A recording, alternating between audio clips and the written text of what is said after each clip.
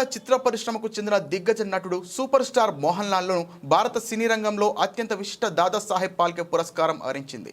భారతీయ సినిమాకు ఆయన అందించిన విశేష సేవలకు గుర్తింపుగా 2023 సంవత్సరానికి గాను ఈ అవార్డుకు ఎంపిక చేసినట్లు కేంద్ర ప్రభుత్వం అధికారికంగా ప్రకటించింది. ఈ విషయాన్ని కేంద్ర సమాచార ప్రసార మంత్రిత్వ శాఖ తన ఎక్స్ ఖాతా ద్వారా వెల్లడించింది. మోహన్ లాల్ అత్యద్భుతమైన సినీ ప్రయాణం ఎన్నో తరాలకు స్ఫూర్తిదాయకం. నటుడిగా, దర్శకుడిగా, నిర్మాతగా భారతీయ సినిమాకు ఆయన చేసిన సేవలు అజరామరం. తన అసమాన ప్రతిభ, వైవిధ్యంతో భారత సినీ చరిత్రలో ఒక సువర్ణాధ్యాయాన్ని నెలకొల్పారు. ఈ సందర్భంగా ప్రధానమంత్రి నరేంద్ర మోదీ మోహన్ లాల్కు ప్రత్యేకంగా అభినందనలు తెలియజేశారు. మోహన్ లాల్ ప్రతిభకు, వైవిధ్యానికి నిలువటద్దాం. దశాబ్దాలుగా మలయాళ సినిమాకు ఆయన వెలుగు దివిటిలా నిలిచారు. కేవలం మలయాళంలోనే కాకుండా తెలుగు, తమిళ, కన్నడ, హిందీ భాషల్లో కూడా ఆయన ప్రదర్శించిన నటన అద్భుతమని ప్రధాని కొనియాడారు. ఆయన విజయాలు భవిష్యత్ తరాలకు స్ఫూర్తినిస్తూనే ఉంటాయని ఆకాంక్షించారు. 4 దశాబ్దాలకు పైగా సాగిన తన సినీ ప్రస్థానంలో మోహన్ లాల్ 400కు పైగా చిత్రాల్లో నటించి ప్రేక్షకులను మెప్పించారు.